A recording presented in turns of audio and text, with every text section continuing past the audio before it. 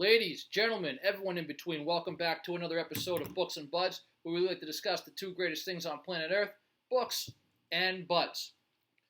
So, like I said in the previous show, I don't always review books. Sometimes I just review articles. It's important to read. That's what we do here. We just promote reading in general. Books written by lesser-known authors, articles written by lesser-known authors. We do like to plug the big shots, too, sometimes. I try to stick with their lesser-known books. And today I am going to stick with tradition and at least plug a book. But I'm plugging the book due to an article that I read today, and it came at a great time. Because, as most of you know, I have a book coming out titled Corpse Lily through Rhetoric Askew Publishing. It's been pushed back because of another story that I was asked to be involved with. I'm writing a novella. I finished the first draft. I'm over halfway through the second draft. It's called Yesterday's Wounds. It's being put in a box set titled Askew Ever After. It's a romance box set. It is being geared at the USA Today bestseller list. Should it make the list, which it should, there's a lot of us working our butts off marketing this thing. When it makes the list, I'm hoping to put that title, USA Today bestseller, on Corpse Lily. So that's why they're having me push it back. It'll help promote my book, gain readers' trust. So that's an important term right there, readers' trust. So last night, the edits had come back for my book, Corpse Lily. And I'm sitting there going through it, and I'm like, oh my God, I don't know what I'm doing in this craft. I don't know why I'm signed to this publishing house. I don't know how I'm ever going to live up to the people that I idolize in this career, the people that I look up to, your Stephen Kings, your J.K. Rowlings. I read a lot of literary fiction, and sometimes I get imposter syndrome. Like, what am I doing? What am I doing even trying to share the same career as these wonderful people? So this morning comes around, and I'm just sucking it up, and I'm getting to work on my line edits and my comprehensive edits, and it's very clear that I've got a lot to learn, and it's very clear that my book still needs a lot of work. So, it's a process, but while I was working on these repairs, I realized, you know what, it's not as bad as I thought. Last night I just wanted to throw my computer out the window, I got a good night's sleep. I woke up today and I figured I'd try it again. So I'm hammering it away at it, and I'm like, this isn't bad. I'm fixing it, and I'm like, this has a chance. People might like this. Because that's what I want to do. I want to write a good book so people earn my trust. Tell their friends about it. Maybe buy my next book when it comes out. Just keep following me on social media and seeing what I got coming up next. So I was looking it up to see what kind of things I could do to just get over this imposter syndrome, and that's when I found this article. And it was written by Neil Gaiman, of all people. And I looked at that when I was like, oh, I got to click on that. So I saw it as a sign because I was just at the Goodwill, and I picked this book up by Neil Gaiman called Nevermore. A few of my friends have been talking about him online, and I'm familiar with his name, but I've never given him a chance. So for $2, I decided to pick it up. And then today I see on my Google search that he wrote an article about the very issue I'm going through. So for those of you who aren't aware, the imposter syndrome is the feeling that you are severely underqualified for the task ahead of you, or that you're secretly the most incompetent person in a room full of bona fide geniuses. So in this article, he goes on to say that he was in a room full of bona fide geniuses, and he was feeling very inadequate. And he doesn't have to describe the kind of people in the room for me to understand what he's going through. I know he's a very successful author, but when he described the person in the room that helped him, I was like, yeah, I would have probably felt like I was an imposter too to be in that room. Well, the man he spoke to that helped him get over this was Neil Armstrong, like the first guy that ever walked on the moon.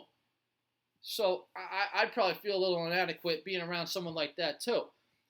But when he expressed his concerns to Mr. Armstrong, Neil Armstrong confessed that he also felt like an imposter in this room. Now, if Neil Armstrong, the first dude to walk on the moon, feels like he's inadequate, I mean, everybody does then. And if everybody does, then you're just like everybody else. We just all struggle with the same things sometimes. So what I did to help me out a little bit was, so Corpse Lily is my fourth book. My first three might not ever see the light of day. The first one definitely won't. I finished writing that thing and I just threw it in the drawer and I haven't pulled it out since. It's garbage.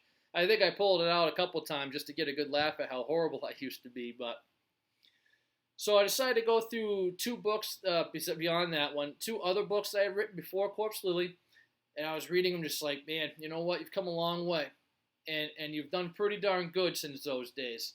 You've gotten a lot of stories published, a lot of articles, poems, and you've learned a lot. And it really shows when I go through these edits of Corpse Lily how much I've improved since then. So you just got to keep plugging away. I'm sure all the greats have been through the same thing that I'm going through right now, and I'll make it through too. So then what I did, so I wrote 3 books before Corpse Lily, and I wrote 5 after Corpse Lily. I'm actually working on the 5th one now. I had to put it to the side for these edits.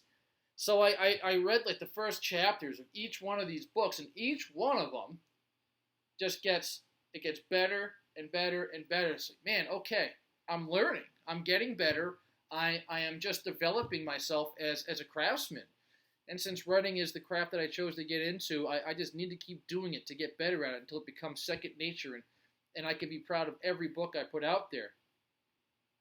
So, I mean, that's just all it takes is just to keep plugging away. If you're passionate about it, keep going for it. And, you know, a lot of people aren't going to like Corpse Lily. A lot of people aren't going to like my follow-up book called No Stars in Boston. Got a couple of them that I've written since then. Don't forget The Marmalade, Where Two Rivers Meet. Each one of them is better than Corpse Lily. It needs a lot less work, in my humble opinion. That's because I keep going.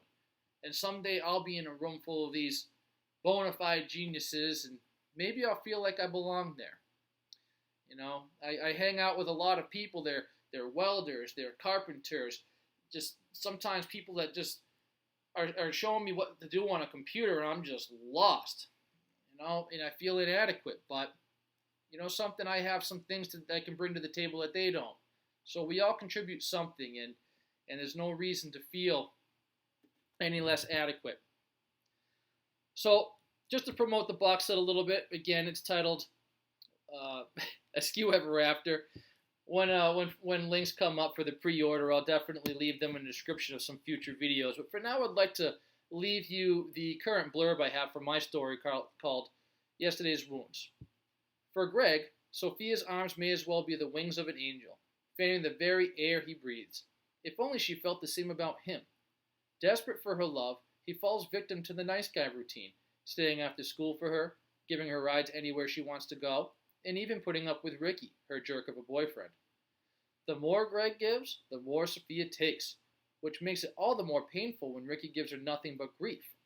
It's not until they come upon Harold, the strange old man who hangs around the bus stop, before Sophia sees Greg and Ricky for who they really are.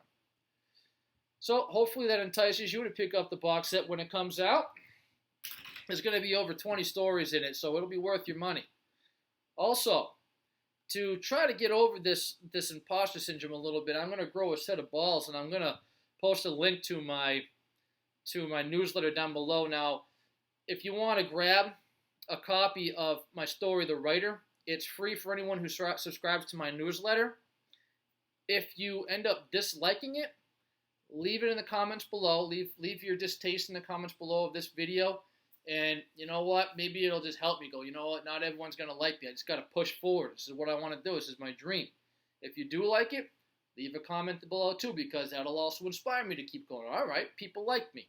So I'm trying to use both the hate and the love to fuel my fire to keep me going. So I will be leaving a link to that in the description below.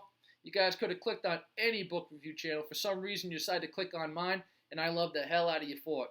So guys, stay cool. We'll catch you next time.